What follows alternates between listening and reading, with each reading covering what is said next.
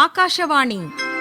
ನಮ್ಮ ಕರುಳಿನ ಕತೆಗಾರ, ನೀ ಎಲ್ಲಿ ಹೋದೆ ದೂರ, ಓ ನೀತಿಯಾನೆ ಸರ, ಮಮತೆಗಳ ಮಹಾದ್ವಾರ. ಮನೆ ಮನೆಯ ಹಣತೆ. Doctor B R. ಅಂಬೇಡ್ಕರ್ ಅವರ ಚಿಂತನೆಗಳನ್ನಾಧರಿಸಿದ ಪ್ರಾಯೋಜಿತ ಸರಣಿ ಕಾರ್ಯಕ್ರಮ. ಮೋಡ ಸೀಳಿಗದರಿ, ಮನೆ ಮನೆಯ ಹಣತೆಯಾದೆ, ಮನೆ ಮನೆಯ ಹಣತೆಯಾದೆ. ಕಾರ್ಯಕ್ರಮದ ಪ್ರಾಯೋಜಕರು ಡಾಕ್ಟರ್ ಬಿ.ಆರ್. ಅಂಬೇಡ್ಕರ್ ಸಂಶೋಧನಾ ಸಂಸ್ಥೆ, ಸಮಾಜ ಕಲ್ಯಾಣ ಇಲಾಖೆ, ಕರ್ನಾಟಕ ಸರ್ಕಾರ.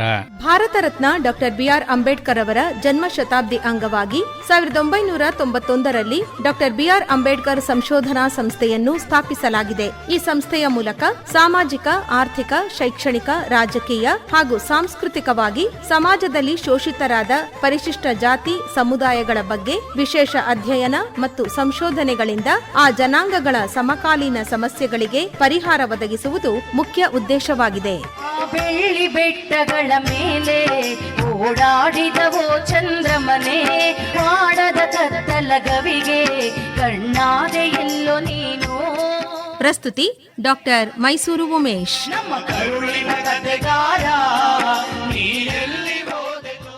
Doctor B R. ಅಂಬೇಡ್ಕರ್ ಅವರನ್ನು ಪ್ರಭಾವಿಸಿದ ಭಾರತೀಯ ಚಿಂತನೆಗಳು ಈ ಕುರಿತು ಮೈಸೂರಿನ ಶೈಲಜಾ ಅವರೊಡನೆ ಮಾತುಕತೆ.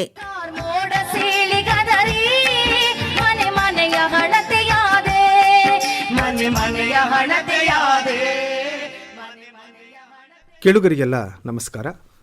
ಅಂಬೇಡ್ಕರ್ ಅವರನ್ನು ಪ್ರಭಾವಿಸಿದ ಭಾರತೀಯ ಚಿಂತನೆಗಳು ಯಾವುವು, ಆ ಚಿಂತಕರು ಯಾರು ಅನ್ನೋದ್ರ ಬಗ್ಗೆ ಒಂದಷ್ಟು ವಿಚಾರಗಳನ್ನು ಹಂಚಿಕೊಳ್ಳಿಕ್ಕೋಸ್ಕರ ನಮ್ಮೊಡನೆ ಇದ್ದಾರೆ ವಿಶ್ರಾಂತ ಆಂಗ್ಲ ಭಾಷಾ ಉಪನ್ಯಾಸಕಿಯಾಗಿರುವಂತಹ ಶೈಲಜಾ ಅವರು. ಮೇಡಮ್, ಕಾರ್ಯಕ್ರಮಕ್ಕೆ ತಮಗೆ ಸ್ವಾಗತ. ನಮಸ್ಕಾರ. ಐರೋಪ್ಯ ದಾರ್ಶನಿಕ ಚಳುವಳಿ ಮತ್ತು ಫ್ರೆಂಚ್ ಕ್ರಾಂತಿಯಿಂದ ಪ್ರಭಾವಿತರಾಗಿ ಅಂಬೇಡ್ಕರ್ ಅವರು ತಮ್ಮ ಸಿದ್ಧಾಂತಗಳನ್ನು ರೂಪಿಸಿದ್ರು ಅಂತ ಹೇಳ್ತಾರೆ. ಇದು ಎಷ್ಟರ ಮಟ್ಟಿಗೆ ಸರಿ ಅಂತ ತಮಗೆ ಅನಿಸುತ್ತೆ? ಅದು ನಿಜ, ಆದರೆ ಅದೇ ಪೂರ್ಣ ಸತ್ಯ ಅಲ್ಲ. ಯಾಕೆ ಅಂತಂದರೆ 18ನೇ ಶತಮಾನದಲ್ಲಿ ಯುರೋಪ್ನಲ್ಲಿ ದಾರ್ಶನಿಕ ಚಳುವಳಿ ಪ್ರಾರಂಭ ಆಯಿತು. ಹಲವಾರು ಸಿದ್ಧಾಂತಗಳು ಆಗ ಬೆಳಕಿಗೆ ಬಂದವು. ಅದನ್ನು ಫ್ರೆಂಚ್ ಕ್ರಾಂತಿ ಏನು ಮಾಡ್ತು ಅಂದರೆ ಒಂದು ಕಾರ್ಯರೂಪಕ್ಕೆ ತಂದು ಅದಕ್ಕೆ ಒಂದು ರಾಜಕೀಯ ಸ್ವರೂಪವನ್ನು ಕೊಟ್ಟವು. ಇವು ಇಡೀ ಸಮಾಜದಲ್ಲಿ ಒಂದು ಮೂಲಭೂತ ಚಿಂತನೆಯ ತತ್ವಗಳನ್ನೇ ಬದಲಾಯಿಸಿಬಿಡ್ತು. ಇವು ಅಂಬೇಡ್ಕರ್ ಮೇಲೂ ಕೂಡ ತುಂಬ ಗಂಭೀರವಾದಂತಹ ಪರಿಣಾಮ ಬೀರಿತು. ಪ್ರಾರಂಭದಲ್ಲಿ ಅಂಬೇಡ್ಕರ್ ಏನು ಅಂದ್ಕೊಂಡಿದ್ರು ಅಂದರೆ ಈ ಸಿದ್ಧಾಂತಗಳಿಂದಲೇ ಸಮಾಜದಲ್ಲಿ ಬದಲಾವಣೆ, ಕ್ರಾಂತಿ ಎಲ್ಲ ಆಗ್ತಿದೆ ಅಂತ ಅಂದ್ಕೊಂಡಿದ್ರು. ಆದರೆ ಕ್ರಮೇಣ ಅವ್ರಿಗೆ ಏನು ಅರ್ಥ ಆಯಿತು ಅಂತಂದರೆ ಎಲ್ಲ ಬೇರೆ ಬೇರೆ ದೇಶಗಳಲ್ಲೂ ಕೂಡ ಇಂತಹ ಸಿದ್ಧಾಂತಕ್ಕೆ ಪೂರಕವಾದಂತಹ ಚಿಂತನೆಗಳು, ಮೌಲ್ಯಗಳು, ವಿಚಾರಗಳು ಇದೆ ಅಂತ ಅವರು ಅರ್ಥ ಮಾಡಿಕೊಂಡ್ರು. ಹಾಗೆ ಅವ್ರಿಗೆ ಭಾರತೀಯ ಪರಂಪರೆಯಲ್ಲಿ ಕೂಡ ಇಂಥ ಚಿಂತನೆಗಳಿದೆ ಅನ್ನೋದು ಅರ್ಥ ಆಯಿತು. ತುಂಬ ಮುಖ್ಯವಾದಂತಹ ಚಿಂತನೆಗಳು ಅಂತ ಅಂದರೆ ಬೌದ್ಧ ಧರ್ಮ ಮತ್ತು ಕಬೀರ್ ಪಂಥದ ಚಿಂತನೆಗಳು. ಅವರೇನು ಮಾಡಿದ್ರು ಅಂದರೆ ಅದರಲ್ಲಿದ್ದಂತಹ ಇದಕ್ಕೆ ಪೂರಕವಾದಂತಹ ಮೌಲ್ಯಗಳನ್ನು ಅಂಬೇಡ್ಕರ್ ಗುರುತಿಸ್ಕೊಂಡ್ರು. ಅದನ್ನು ಆಧುನಿಕ ಪ್ರಜಾಪ್ರಭುತ್ವ ಮತ್ತು ಸಾರ್ವಜನಿಕ ಬದುಕಿಗೆ ನೈತಿಕವಾದಂತಹ ಬುನಾದಿಯನ್ನು ಕೊಡೋದಕ್ಕೋಸ್ಕರ ಪುನರ್ರೂಪಿಸ್ಕೊಂಡ್ರು. ಅದನ್ನು ದಾರ್ಶನಿಕ ಪರಂಪರೆಯನ್ನು ಅಂಬೇಡ್ಕರ್ ಅವರು ಬಹಳ ಸೂಕ್ಷ್ಮವಾಗಿ ಗಮನಿಸಿ ಅವರ ಚಿಂತನೆಗಳಿಗೆ ಮೊರೆ ಹೋದರು. ಆ ಚಿಂತನೆಗಳನ್ನು ಸಂವಿಧಾನದಲ್ಲಿ ಅಳವಡಿಸ್ಕೊಳ್ಳೋದಕ್ಕೆ ಸಾಧ್ಯ ಆಯಿತು. ಅಂಬೇಡ್ಕರ್ ಅವರು ತಮ್ಮ ರಾಜಕೀಯ ಮತ್ತು ಸಾಮಾಜಿಕ ಚಿಂತನೆಗಳನ್ನು ರೂಪಿಸ್ಕೊಂಡಂಥದ್ದು ಬುದ್ಧ ಕಾಲದ 2700 ವರ್ಷಗಳ ನಂತರ. ಹಾಗಾಗಿ ಅಂಬೇಡ್ಕರ್ ಅವರ ಯಾವ ಚಿಂತನೆಗಳು ಬೌದ್ಧ ಧರ್ಮದಿಂದ ಸ್ಫೂರ್ತಿ ಪಡೆದಿದ್ವು ಅಂತ ನಿರ್ದಿಷ್ಟವಾಗಿ ಹೇಳಬಹುದಾ? ವಾಸ್ತವವಾಗಿ ಈ ಬಗ್ಗೆ ತುಂಬ ಶ್ರೇಷ್ಠ ವಿದ್ವಾಂಸರಾದಂತಹ Valerian Rodrigues, Manoj Mitta, Christopher S Queen ಅವರೆಲ್ಲ ತುಂಬ ಗಂಭೀರವಾಗೇನೆ ಕೆಲಸ ಮಾಡಿದ್ದಾರೆ. ಆ್ಯಕ್ಚುಲಿ ಬುದ್ಧನಿಂದ ಅಂಬೇಡ್ಕರ್ ಅವರ 2 ಪ್ರಮುಖ ಚಿಂತನೆಗಳು, ಸಿದ್ಧಾಂತಗಳು ತುಂಬ ಗಂಭೀರವಾದಂಥ ರೀತಿಯಲ್ಲಿ ಪ್ರಭಾವಕ್ಕೆ ಒಳಗಾಗಿದ್ವು. ಮೊದಲನೇದಾಗಿ ಅಂಬೇಡ್ಕರ್ ನ್ಯಾಯ ಅನ್ನೋವಂಥದ್ದನ್ನು ಕಲ್ಪಿಸ್ಕೊಂಡಿದ್ರಲ್ಲ, ಅದರ ಮೇಲೆ ಬುದ್ಧನ ಚಿಂತನೆ ತುಂಬ ಗಾಢವಾಗಿತ್ತು. ಈಗ ಮೊದಲು ಬುದ್ಧ ಹೆಂಗೆ ನ್ಯಾಯವನ್ನು ಕಲ್ಪಿಸ್ಕೊಂಡಿದ್ದ ಅಂತ ನೋಡಿದ್ರೆ ಅಂಬೇಡ್ಕರ್ ಅದನ್ನು ಹೇಗೆ ತಗೊಂಡ್ರು ಅಂತ ನಮಗೆ ಅರ್ಥ ಆಗುತ್ತೆ. ಬುದ್ಧ ನ್ಯಾಯನ ಬೋಧಿಸಿದಂಥ ಒಬ್ಬ ಮಹಾನ್ ಗುರು ಅಂತ ಅಂಬೇಡ್ಕರ್ ಭಾವಿಸ್ಕೊಂಡಿದ್ರು. ಬುದ್ಧನ ಬೋಧನೆಗಳು ಒಂದು ನ್ಯಾಯಯುತ ಸಮಾಜವನ್ನು ರೂಪಿಸೋದಕ್ಕೆ ಬೇಕಾದಂತಹ ತತ್ವಗಳನ್ನು ಹೇಳಿ ಸುಮ್ಮನಾಗಿ ಬಿಡಲಿಲ್ಲ.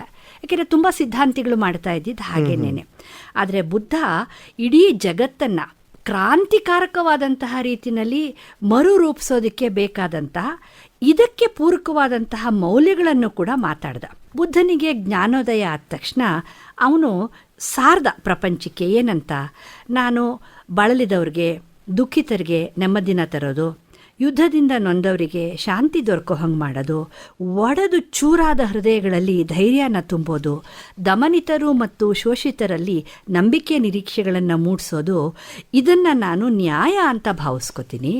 ಜೊತೆಗೆ ನಾನು ಸಂತೋಷವಾಗಿರೋದ್ರ ಜೊತೆಗೆ ನನ್ನ ಸಹಮಾನವರು ಎಲ್ಲರೂ ಕೂಡ ಸಂತೋಷವಾಗಿರೋ ಥರ ನೋಡ್ಕೋಬೇಕು ಅನ್ನೋದೇ ನ್ಯಾಯ ಅಂತ ಹೇಳ್ದ. ಬುದ್ಧನ ಈ ನ್ಯಾಯದ ಕಲ್ಪನೆಗೆ ನೈತಿಕತೆನೇ ಒಂದು ಆಧಾರ ಆಗಿತ್ತು. ಹಾಗಾದ್ರೆ ನೈತಿಕತೆ ಅಂದರೆ ಏನಪ್ಪ ಅಂತಂದರೆ ಏನೋ ಒಂದಿಷ್ಟು ರೂಲ್ಸು, ರೆಗ್ಯುಲೇಷನ್ಸು, ಆದೇಶಗಳಿಗೆ ಕುರುಡುವಾಗಿ ಬದ್ಧರಾಗಿರೋದಲ್ಲ. ಬದಲಾಗಿ ನೈತಿಕತೆಯನ್ನು ನಿರ್ಧರಿಸಬೇಕಾದ್ದು ಚಿಂತನಶೀಲತೆ ಮತ್ತು ಕಾರುಣ್ಯ. ಅದನ್ನು ಬುದ್ಧ ತನ್ನ ಸಹಜೀವಿಯ ಜೊತೆ ನ್ಯಾಯಪರತೆಯಿಂದ ವರ್ತಿಸೋದು ಅಂತ ಹೇಳಿ ಯೋಚನೆ ಮಾಡಿದ್ದ. ಯಾವುದು ಸರಿನೋ ಅದರ ಪರವಾಗಿ ಗಟ್ಟಿಯಾಗಿ ನಿಲ್ಲಬೇಕು ಅಂತ ಹೇಳ್ತಾ ಇದ್ದ. ಹಾಗಿಲ್ಲದೆ ಹೋದರೆ ಜಗತ್ತಿನ ಪೋಷಣೆ ಮತ್ತು ಸಂರಕ್ಷಣೆ ಎರಡೂ ಅಸಾಧ್ಯ ಅಂತ ಭಾವಿಸ್ಕೊಂಡಿದ್ದ. ಇದು ಅಂಬೇಡ್ಕರನ್ನು ತುಂಬ ಗಟ್ಟಿಯಾಗಿ ಪ್ರಭಾವಿಸಿತ್ತು. ಜೊತೆಗೆ ಇನ್ನೊಂದು ಅಂಶ ನಾವು ಗಮನಿಸಬೇಕು.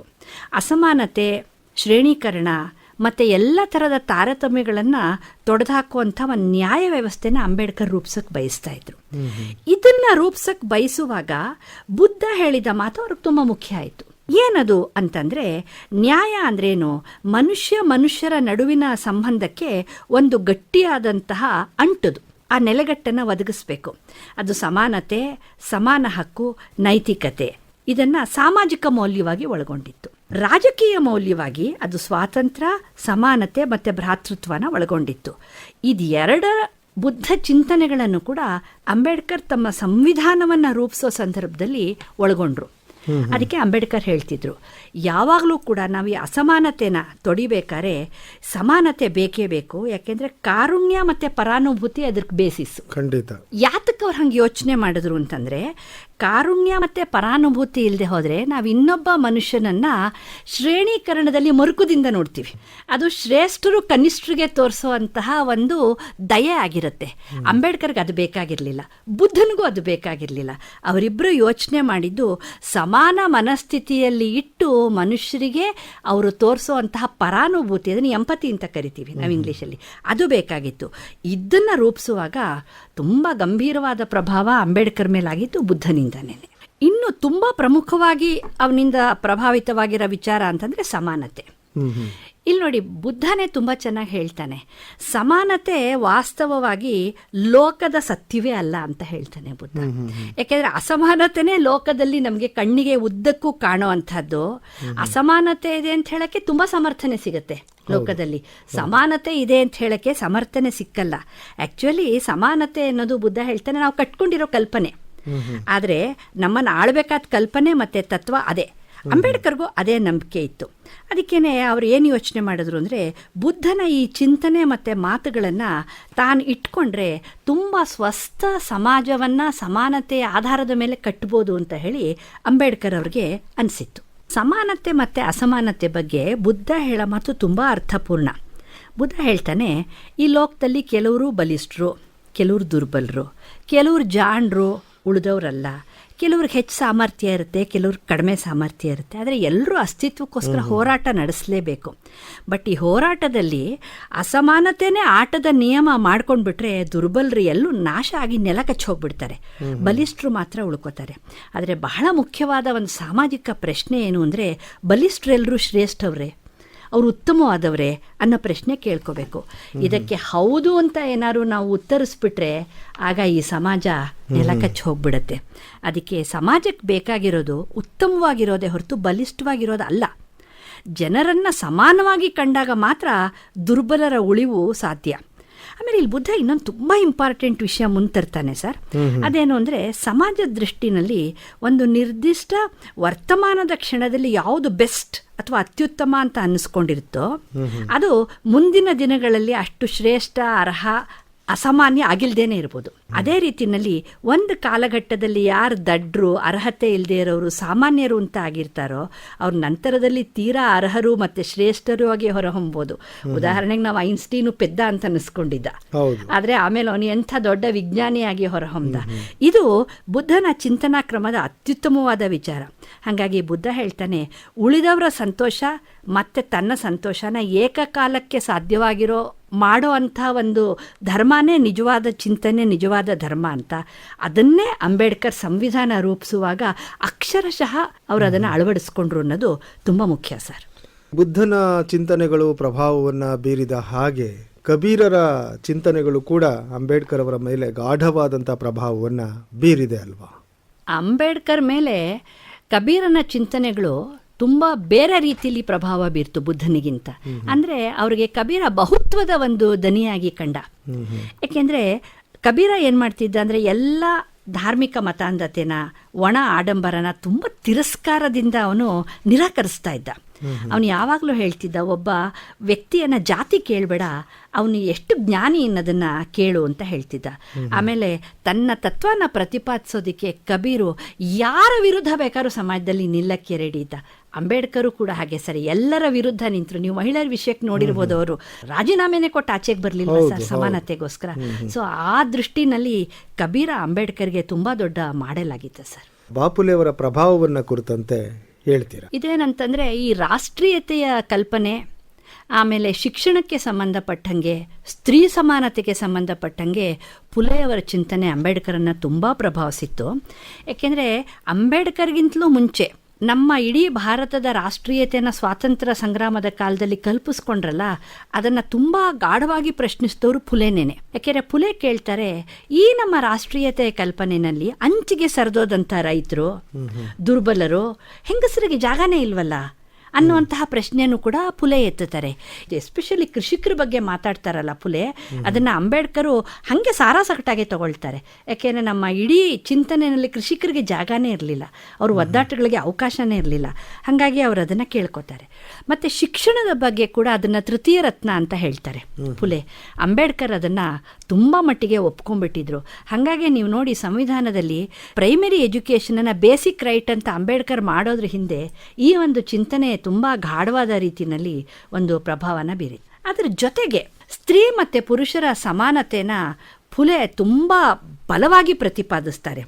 ಅಂಬೇಡ್ಕರ್ ಕೂಡ ಆ ಒಂದು ಪ್ರತಿಪಾದನೆ ಬಗ್ಗೆ ಬಹಳ ಗೌರವ ಇತ್ತು, ಹಾಗೆಯೇ ಅವರಿಗೆ ಬಹಳ ನಂಬಿಕೆ ಕೂಡ ಇತ್ತು. ಹಾಗಾಗಿ ಅವರು ಅದನ್ನು ತಗೊಳ್ತಾ ಹೋಗ್ತಾರೆ. ಮತ್ತು ಅವರು ಸಂವಿಧಾನವನ್ನು ರೂಪಿಸುವಂತಹ ಹೊತ್ತಲ್ಲಿ ಆ ಒಂದು ಸ್ತ್ರೀ ಪುರುಷ ಸಮಾನತೆಯ ಚಿಂತನೆಯನ್ನು ಹೇಗೆ ತರಬೇಕು ಅನ್ನೋದನ್ನು ಯೋಚನೆ ಮಾಡ್ಕೋತಾ ಹೋಗ್ತಾರೆ. ಗಣರಾಜ್ಯ ಅಂತ ಇವತ್ತು ನಾವೇನು ರಿಪಬ್ಲಿಕ್ ಅಂತ ಮಾತಾಡ್ತೀವೋ ಅದರ ಪೂರ್ವ ಕಲ್ಪನೆ ಭಾರತದಲ್ಲೇ ಇತ್ತು ಅಂತ ಹೇಳಿ ಅವರು ಹೇಳ್ತಾರೆ. ಅದನ್ನು ಬುದ್ಧ ಕೂಡ ತುಂಬ ಮೆಚ್ಚಿದ್ದ ಅಂತ ಅಂಬೇಡ್ಕರ್ ಗುರುತಿಸ್ತಾರೆ, ಫುಲೆನೂ ಗುರುತಿಸ್ತಾರೆ. ಈ ಥರದ ಚಿಂತನೆಗಳು ಅಂಬೇಡ್ಕರ್ ಮೇಲೆ ತುಂಬ ಗಂಭೀರವಾದಂತಹ ಪ್ರಭಾವವನ್ನು ಬೀರಿದ್ದು, ಮತ್ತು ಅವರದನ್ನು ಪುನರ್ರೂಪಿಸ್ಕೊಂಡು ಬೆಳೆಸಿದ್ರು. ನೂರಾರು ಜನ ಅಂಬೇಡ್ಕರ್ ಅವರ ಮೇಲೆ ಪ್ರಭಾವವನ್ನು ಬೀರಿದ್ದಾರೆ, ಚಿಂತನೆಗಳು ಪ್ರಭಾವವನ್ನು ಬೀರಿವೆ. ನಿಗದಿತ ಸಮಯದಲ್ಲಿ ಒಂದಷ್ಟು ವಿಚಾರಗಳನ್ನು ನಮ್ಮ ಕೇಳುಗರಿಗೆ ಇಂದಿನ ಈ ಕಾರ್ಯಕ್ರಮದಲ್ಲಿ ತಾವು ತಿಳಿಸಿಕೊಟ್ಟಿದ್ದಕ್ಕಾಗಿ ಧನ್ಯವಾದಗಳು. ನಮಸ್ಕಾರ ಮೇಡಮ್. ಧನ್ಯವಾದಗಳು. ನೀನು ಬರೆದ ಆ ಕವನ, ಹೋರಾಟವೇ ನಿನ್ನ ಜೀವನ. ಡಾಕ್ಟರ್ ಬಿಆರ್ ಅಂಬೇಡ್ಕರ್ ಅವರನ್ನು ಪ್ರಭಾವಿಸಿದ ಭಾರತೀಯ ಚಿಂತನೆಗಳು ಈ ಕುರಿತು ಮೈಸೂರಿನ ಶೈಲಜಾ ಅವರೊಡನೆ ಮಾತುಕತೆ ಕೇಳಿದಿರಿ.